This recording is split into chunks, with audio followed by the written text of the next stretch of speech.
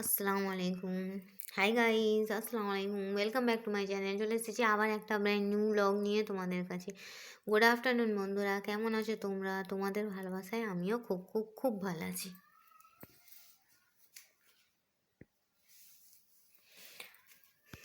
তো চলো, আজকে অনেক দিন তোমাদের ঝোল ঝাল হেনা তেনা দেখিয়েছি। চলো আজকের মেনুটা একটু আলাদা। আজকে করেছি এক হাঁড়ি গরমা গরম চিকেন বিরিয়ানি। দেখো,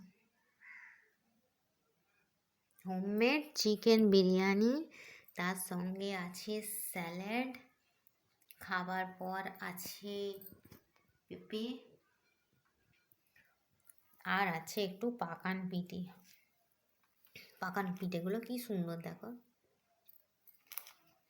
এটা রেডিমেড পাকান পিঠে, কেনা, বাড়িতে করা না কিন্তু বন্ধুরা। হ্যাঁ, এটা রেডিমেড পাকান পিঠে। কারণ কত কি রেডিমেড পাওয়া যাচ্ছে, পিঠে, নাগেটস, তারপরে কি বলে এটাকে, ওই লাচ্ছা পরোটা।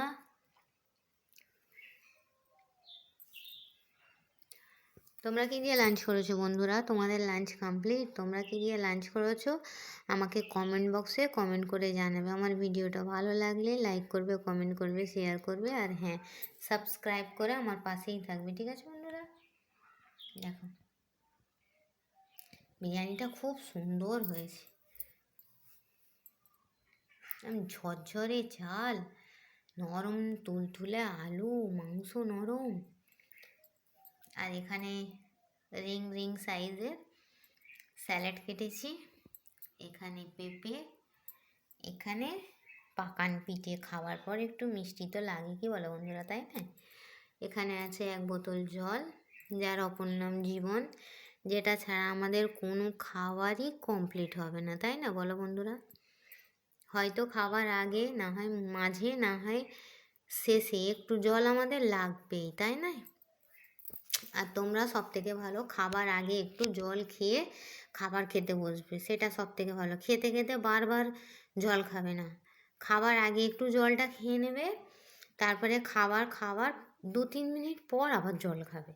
ডাইজেস্টিং প্রবলেমটা ঠিক থাকবে তোমাদের, জানো বন্ধু? চলো বন্ধুরা, এটা ছিল আমার মিনি ব্লগ।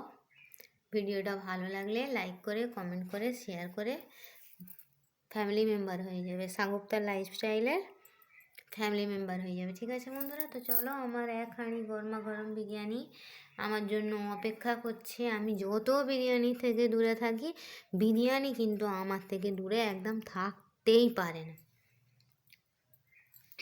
জানো? এই তো হচ্ছে সাবজেক্ট ম্যাটার। কি করব, এর সঙ্গে আমার, বিরিয়ানির সঙ্গে আমার, আর আমার সঙ্গে বিরিয়ানির আত্মার সম্পর্ক, জানো? সবাই তোমাদের এই সাগুপ্তা দিদিকে ছেড়ে চলে গেলো, বিরিয়ানি মনে হচ্ছে আমার স্বাদ ছাড়বে না। তো চলো, যতদিন না এখন ডাক্তারবাবু প্রেসক্রাইব করছেন যে not allowed, biryani not allowed, ততদিন চালিয়ে যায়। আর যখন দেখবো যে প্রেসক্রিপশানে পড়ে গেছে, তখন রান্নাও করতে ভালো লাগবে না, আর খাওয়া তো দূরের কথা, কি বলো বন্ধুরা? খাওয়ার কথা তো ইতিহাস হয়ে যাবে, তাই না? তো চলো, বাইরের আনহেলদি অয়েল দিয়ে তৈরি, বাইরের থেকে ঘরের বিরিয়ানি অনেক হেলদি হয়, কি বলো? তোমার আয়ত্তের মধ্যে, তুমি ঘি কম দিলে কম, বেশি দিলে বেশি। তো চলো বন্ধুরা, এই বলে আমি এইখানেই আমার মিনি ব্লগ শেষ করছি। Thanks for watching. আল্লাহ হাফিজ। আর হ্যাঁ, কে কে আমার সঙ্গে বিরিয়ানি, স্যালাড, পাকা পেঁপে, পাকান পিঠে খাবে, চলে এসো।